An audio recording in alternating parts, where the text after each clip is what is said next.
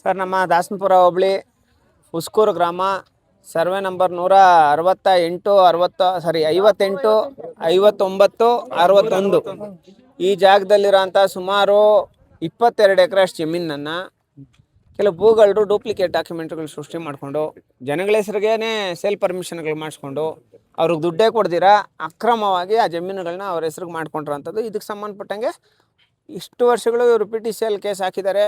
ಆದರೆ ಲಾಯರ್ಗಳು ಮತ್ತು ಅವ್ರು ನಂಬ್ಕೊಂಡಿರೋಂಥವ್ರೆಲ್ಲ ಅವ್ರಿಗೆ ಮೋಸ ಮಾಡಿರೋದು ಸಲುವಾಗಿ ನಮ್ಮ ಹತ್ರ ಬಂದಿದ್ದಾರೆ. ಹೋರಾಟದ ಮುಖಾಂತರ ಮತ್ತೆ ನಾವು ಇನ್ನೊಂದು ಸಲ PTCL ಕೇಸ್ ಹಾಕಿ ಇಲ್ಲಿರೋಂಥ ಲೇಔಟ್ ಮಾಡಿರೋರು ಸುಮಾರು ತಿಮ್ಮೇಗೌಡ ಮತ್ತು ಜಯಚಂದ್ರ, ಜಯಚಂದ್ರ,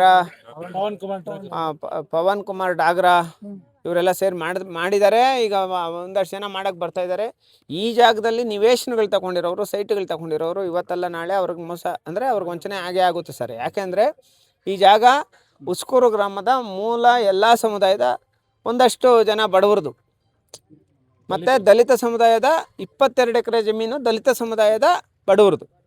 ಈ ಜಾಗ PTCL ಕಾಯ್ದೆ ಅಡಿ ಅವ್ರಿಗೆ ಬಂದೇ ಬರ್ತೈತಿ. ಯಾಕೆ ಅಂದರೆ ಸೇಲ್ ಪರ್ಮಿಷನ್ ರೈತರ ಹೆಸರುಗಳಿಗೆ ಆಗಿರೋಂಥದ್ದು ಮತ್ತು ರೈತರಿಗೆ ದುಡ್ಡೇ ಕೊಡ್ದಿರಾ ಈ ಜಮೀನನ್ನು ರಿಜಿಸ್ಟರ್ ಮಾಡಿರೋಂಥದ್ದು.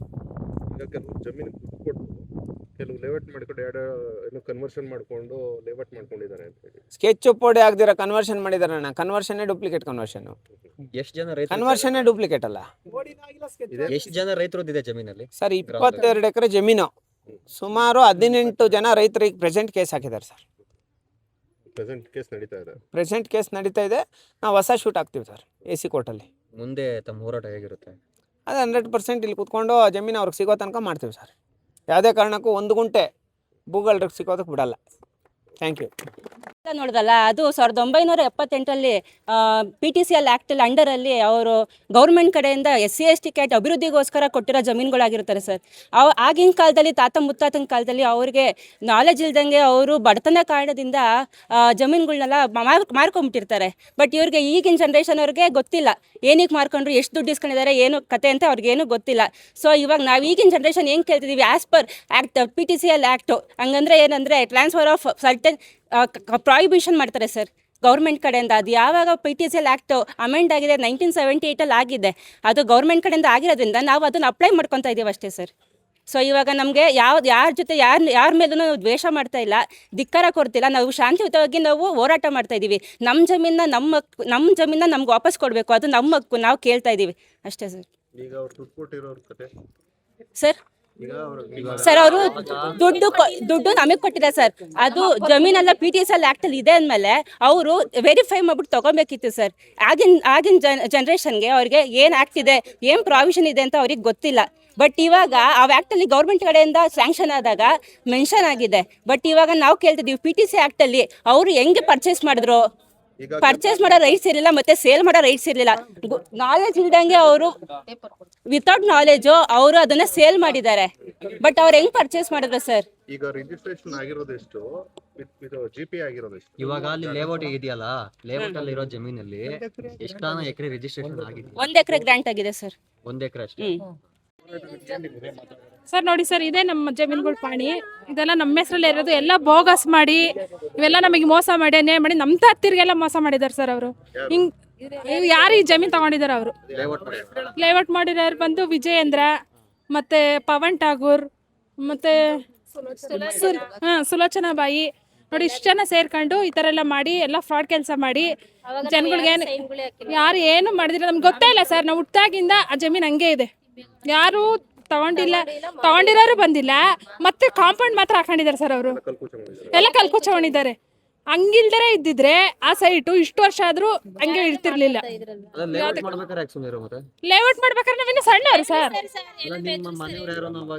ಯಾರು ಎಜುಕೇಟೆಡ್ ಇಲ್ಲ ಸರ್ ನಮ್ಮ ಕಡೆ. ಲೇಔಟ್ ಮಾಡಿ ಸುಮಾರು ಒಂದು 20 ವರ್ಷ ಆಗಿರ್ಬೋದು ಸರ್. 20 ವರ್ಷ ಆದ್ಮೇಲೆ ಇವಾಗ ಸಡನ್ ಆಗಿ 30 ವರ್ಷ ಆಗಿದೆ ಸರ್.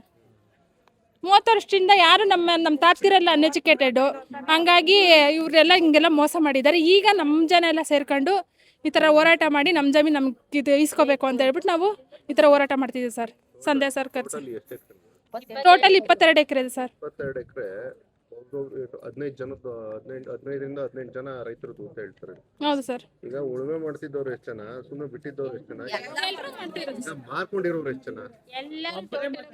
ಎಲ್ರು ಮಾರಿದಾರೆ ಸರ್. ಇವಾಗ ನಮ್ ತಾತನ ಕಾಲದಲ್ಲಿ ಯಾರು ಯಾರು ತಗೊಂಡಿಲ್ಲ ಸರ್. ನೀವೆಲ್ಲ ಚಿಕ್ಕ ಮಕ್ಳು ಅಂದ್ರೆ ದುಡ್ಡು ತಗೊಂಡಿರೋ, ದೊಡ್ಡವ್ರು ತಗೊಂಡಿರೋ. ದೊಡ್ಡವ್ರು ತಗೊಂಡಿರ್ಬೋದು ಸರ್, ಅನ್ಎಜುಕೇಟೆಡ್ ಸರ್ ಅವರೆಲ್ಲ. ನಮ್ ಸೈನ್ಗಳು, ನಮ್ ತಾತಿರೋ, ಅವ್ರ ಮಕ್ಳಿದಿರೋ ಯಾರು ಸೈನ್ ಇಲ್ಲ ಸರ್. ಸುಮ್ನೆ ಇದೆಲ್ಲ ಬೋಗಸ್. ಇವಾಗ ಹಂಗಿದ್ರೆ ಪೋಡಿ ಇರ್ಬೇಕಿತ್ತು, ಸ್ಕೆಚ್ ಇರ್ಬೇಕಿತ್ತು, ಇವೆಲ್ಲ ಬೋಗಸ್ ಮಾಡ್ಕೊಂಡಿದ್ದಾರೆ ಸರ್ ಅವರು.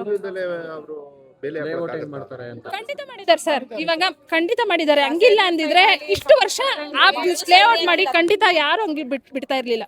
ಮನೆ ಕಟ್ಬೋದಿತ್ತಲ್ಲ ಅವರು. ಅಷ್ಟು ನ್ಯಾಯ ರೀತಿ ಇದ್ದಿದ್ರೆ ಖಂಡಿತ ಬಂದು ಅವ್ರ ಮನೆ ಕಟ್ಬೋದಿತ್ತು, ಕೇಳ್ಬೋದಿತ್ತು. ಯಾಕೆ ಇಷ್ಟು ವರ್ಷ ಆದ್ರೂ ಹಂಗ್ ಖಾಲಿ ಬೀಳ್ತಾ ಇತ್ತು? ಸರಿ, ಈಗ ಪಂಚಾಯತಿಯವ್ರು ಏನ್ ಹೇಳ್ತಾರೆ ಈ ಸಂಬಂಧವಾಗಿ? ಏನೋ ಪಂಚಾಯತಿಯವರ ಪಂಚಾಯತಿ ಹತ್ರ ಯಾರನ್ನ ಹೋಗಿದ್ರಾ? ಏನು ಅವ್ರು ಯಾರು ಏನು ರೆಸ್ಪಾನ್ಸ್ ಮಾಡಿಲ್ಲ ಸರ್, ಸಪೋರ್ಟ್ ಮಾಡಿಲ್ಲ ಸರ್ ನಮ್ಗೆ. ಜಿಲ್ಲಾಧಿಕಾರಿ ಕಚೇರಿಗೆ ಏನಾದ್ರು ಹೋಗಿದ್ರಾ? ಖಂಡಿತ ಇಲ್ಲ ಸರ್. ಅದಕ್ಕೋಸ್ಕರನೇ ಇನ್ಮೇಲೆ ಹೋರಾಟ ಮಾಡ್ಬೇಕು ಅಂತ ಸಂದೇಶನ ಕರ್ಸಿದೀವಿ. ಅವ್ರ ಮುಖಾಂತರ ಹೋಗಿ ನಮ್ಗೆ ನ್ಯಾಯ ದೊರಕಿಸ್ಕೊಡಿ ಅಂತ ಅವ್ರನ್ನ ಕೇಳ್ಕೊಂಡಿದೀವಿ ಸರ್ ನಾವು. ಕೋರ್ಟ್ ಮೆಟ್ಲು ಖಂಡಿತ ಇರ್ತೀವಿ. ಇವಾಗಲೇ ಕೇಸ್ ಓಡ್ತಿದೆ. ಆದರೆ ಲಾಯರು ಸರಿ ಇದ್ದ ಕಾರಣ ಇವಾಗ ಮೊದಲಿಂದ ನಾವು ಕೇಸ್ ಹಾಕ್ತೀವಿ. ಇವಾಗ ಖಂಡಿತ ಇದಕ್ಕೆಲ್ಲ ಮೊದಲಿಂದ ಕೇಸ್ ಹಾಕಿ ಇದಕ್ಕೆ ನ್ಯಾಯ ಕೇಳ್ತೀವಿ. ಇದಕ್ಕೆಲ್ಲ ಧರಣಿ ಕೂರ್ತೀವಿ. ಎಲ್ಲ ಬಂದು ಎಲ್ಲ ಅಧಿಕಾರಿಗಳು ಚೆಕ್ ಮಾಡಿ ನಮ್ಗೆ ನ್ಯಾಯ ದೊರಕಿಸ್ಕೊಡ್ಬೇಕು ಸರ್.